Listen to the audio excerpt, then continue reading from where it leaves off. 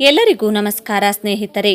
ಕಾಂಗ್ರೆಸ್ ಸರ್ಕಾರದ 5 ಗ್ಯಾರಂಟಿಗಳಲ್ಲಿ ಪ್ರಮುಖ ಗ್ಯಾರಂಟಿಯಾದ ಗೃಹಲಕ್ಷ್ಮಿ ಯೋಜನೆಯ ಅಡಿಯಲ್ಲಿ ರಾಜ್ಯಾದ್ಯಂತ ಈಗಾಗಲೇ ಎಲ್ಲ ಮಹಿಳೆಯರ ಬ್ಯಾಂಕ್ ಖಾತೆಗೆ 2,000 ರೂಪಾಯಿ ಪ್ರತಿ ತಿಂಗಳಿಗೆ ಕಂತುಗಳು ಜಮಾ ಆಗ್ತಿವೆ.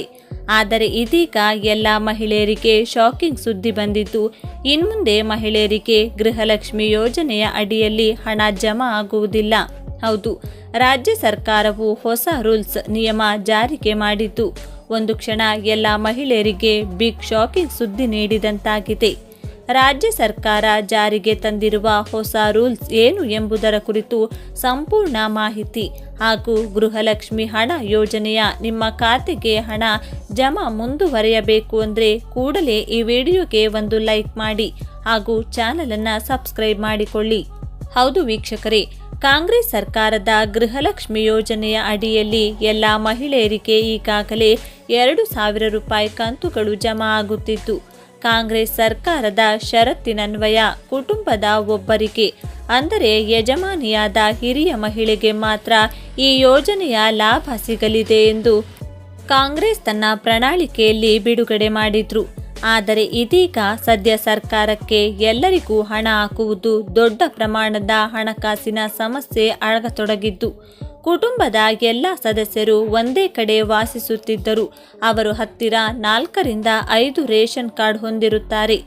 ಈಗಾಗಲೇ ರಾಜ್ಯ ಸರ್ಕಾರ ಒಂದೇ ಕುಟುಂಬದಲ್ಲಿದ್ದು ಮತ್ತು ಒಂದೇ ಮನೆಯಲ್ಲಿ ವಾಸ ಮಾಡುತ್ತಿರುವ ಕುಟುಂಬದವರ ರೇಷನ್ ಕಾರ್ಡ್ ಬಂದ್ ಮಾಡಲಿಕ್ಕೆ ಮುಂದಾಗಿದ್ದು, ರೇಷನ್ ಕಾರ್ಡ್ ರದ್ದು ಮಾಡೋಕೆ ಸರ್ಕಾರ ಮುಂದಾಗಿದೆ. ನೀವು ಒಂದೇ ಕುಟುಂಬದಲ್ಲಿ ವಾಸ ಮಾಡುತ್ತಿದ್ದರೂ ಆದರೆ ದಾಖಲೆಗೆ ಎಂದು ಬೇರೆ ರೇಷನ್ ಕಾರ್ಡ್ ಹೊಂದಿದ್ರೆ ನಿಮಗೆ ಇನ್ಮುಂದೆ ಗೃಹಲಕ್ಷ್ಮಿಯ ಹಣ ಜಮಾ ಆಗುವುದಿಲ್ಲ. ಈ ಕುರಿತು ಅಧಿಕೃತವಾಗಿ ರಾಜ್ಯ ಸರ್ಕಾರ ಸ್ಪಷ್ಟನೆ ನೀಡಿದೆ. ಹೀಗೇನಾದರೂ ಒಂದೇ ಕುಟುಂಬದಲ್ಲಿ ವಾಸ ಮಾಡುತ್ತಿದ್ದು ಗೃಹಲಕ್ಷ್ಮಿ ಹಾಗೂ ಅನ್ನಭಾಗ್ಯ ಯೋಜನೆಯ ಲಾಭವನ್ನು ಪಡೆಯುತ್ತಿದ್ದರೆ ಅಂಥವರ ವಿರುದ್ಧ ಕಠಿಣ ಕ್ರಮ ಕೈಗೊಳ್ಳಲಾಗುವುದು ಎಂದು ತಿಳಿಸಿದ್ದಾರೆ.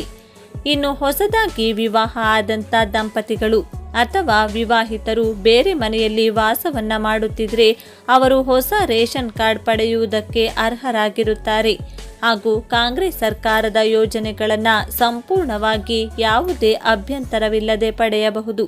ಹೀಗಾಗಿ ಆದಷ್ಟು ಈ ಮಾಹಿತಿ ಈ ವಿಡಿಯೋವನ್ನು ಎಲ್ಲರಿಗೂ ವಾಟ್ಸಪ್ ಮತ್ತು ಫೇಸ್ಬುಕ್ನಲ್ಲಿ ಶೇರ್ ಮಾಡಿ. ಹಾಗೆ ಚಾನಲನ್ನು ಸಬ್ಸ್ಕ್ರೈಬ್ ಮಾಡಿ. ಧನ್ಯವಾದಗಳು.